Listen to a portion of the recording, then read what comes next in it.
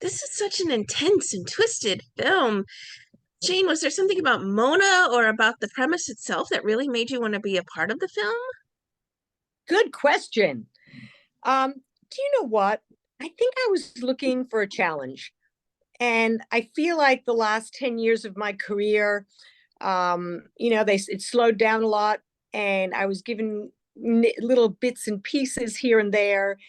And I thought, you know what? I just want to bite off some kind of big, bloody chunk. I want to take on a really challenging role. I want to get my hands dirty. I want to get in there and so that's what it was, the huge challenge for me, this role. And so that's originally what attracted me to the script. Ariel, was there something then about the movie itself as well then for you that really drew you to directing it? Was there a draw to it for something in particular? I mean, I think that for me, one of the first, obviously, from page one, you have, this cannabis themed, industry and world, and I loved what that opened up to, what it was heightening, emotionally among our characters, but also I have this production design background, so I've always been drawn to, I mean, surreal stylist things. So you're like, oh well, we have this this device of the drug that alters, your perception of time and heightens your paranoia. So what you're allowed to do visually, but it's not just for fun of like, oh well, I have a soccer or football themed story, but I want to make it a little weird just because I like that. I was like, oh, this is embedded into this mountain. You guys stories, and you're like, the animals sound weird, there's this human threat. And I was speaking to former trim girls, and they were like, yeah, I couldn't leave my tent in the middle of the night because you're hearing these true stories of people going missing, creepy enough, stone cold sober.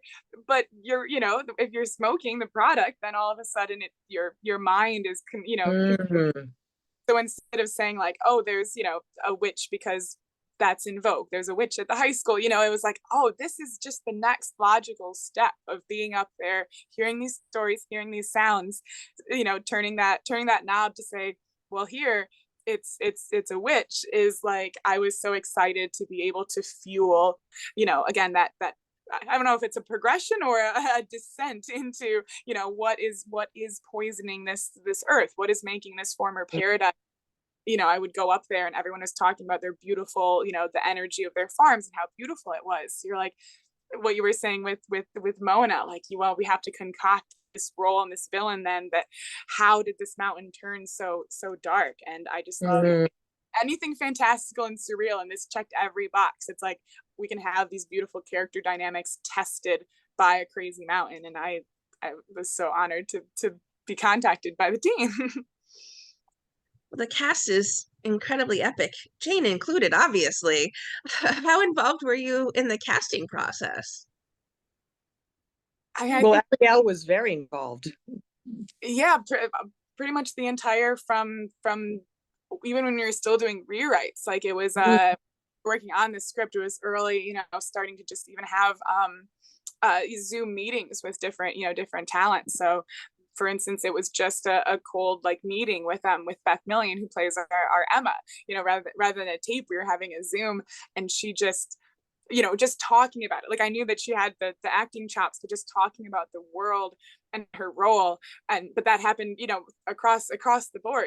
I was, when I spoke to Bex, and right away we were speaking about Dusty and their approach and how we could elevate this character from the page. And every I was like, that we had such a, I want to name everybody, there's the beautiful dinner scenes where I'm just like, here's all of our people. And I'd worked actually with Alex Esso on a music video before. I'd worked with Ali Amides on Synchronic in New Orleans, which is where we were just playing. And everyone, I mean, I'd actually thought of Ali when I was scouting the fields with my production designer Katie, and it's always so difficult to get everyone at the same, in Utah overnight for a month. And I think, yeah, we got some sort of a stroke of genius luck that everyone, even at the last second, Ryan Donahue flew flew in one day before shooting. It was like we got everyone there, and I wouldn't change a thing. We got so lucky with every like I said, the human emotional element between these characters is what makes, it's what makes the witchcraft scary. You have to love these people, and if the actors hadn't brought what they did, you wouldn't have, that the tension wouldn't be there. So I'm just I feel very lucky. Yeah, I mean, it really was an incredible cast, and I saw the way that Ariel worked on that cast, and also the people working with Ariel. But wow, they left no stone unturned, and I'm just can't believe the cast. They're just brilliant, really. I mean, I'm so happy with it. Not one person is weak. It's just an extraordinary cast. Well, speaking of extraordinary, your Mona was quite Thank epic. Was there you. something in particular you found challenging about portraying her? Yeah, I did. I found a very challenging role, actually. I mean, I worked really hard to because some of the, like, even the last monologue in the film where I describe, that my family for centuries, have been kind of cultivating this weed, and it was like a big monologue, and that was a really hard monologue for me because I didn't want it to seem, suddenly here I am all giving, everyone exposition at the end of the film. So that was something that I think we had to work very hard at in finding the trauma in her, the trauma of so many generations, like her entire existence and her family's was in creating the perfect weed. But really underlining all of that was her own need, her own vast need to stay relevant, to stay beautiful, to stay young, to maintain her power, and also her addiction to this weed. So, it was kind of really, it was hard. It was hard, but I had Ariel, kind of, always there watching me. And if I go, it's, if you have a good director, you just feel safe. You have that safety net, and the incredible actors that I could work off of. Jane, what do you think it is then about Trim Season that's just going to make it such a fast fan favorite horror thriller, one that's going to linger with people through the years? What do I think? Well, I personally, I think it's an extraordinary film. And I'm not just saying, I mean, I've done a lot of low budget films in the last few years, and I don't think I've believed in anything as much as this one.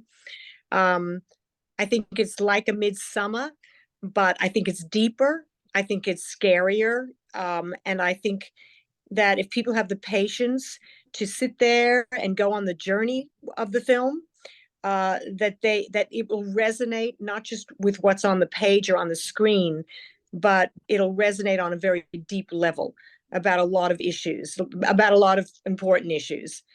And yeah, I just think I think it could be a cult film. I hope so. I mean, of course I hope so. I'm one of the producers, but I think I'm just so proud of it. I really am. It's one for the books, I'm telling you now. Yeah.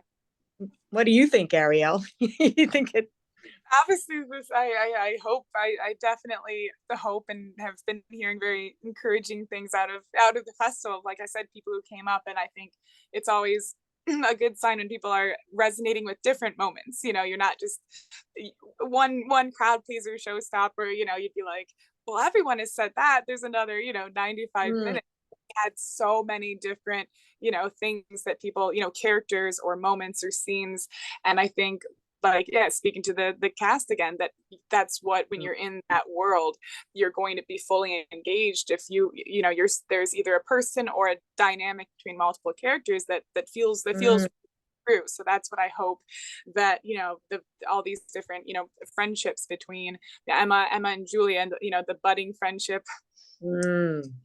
the friendship between all of our other people. You have, Emma and Harriet aren't getting along, and then it's a gradual forming process. So I hope that people not only love the film, but it's because that they love the characters, that there's someone on the screen that they're like, feels true to my heart. That's Yeah. what I hope. Yeah.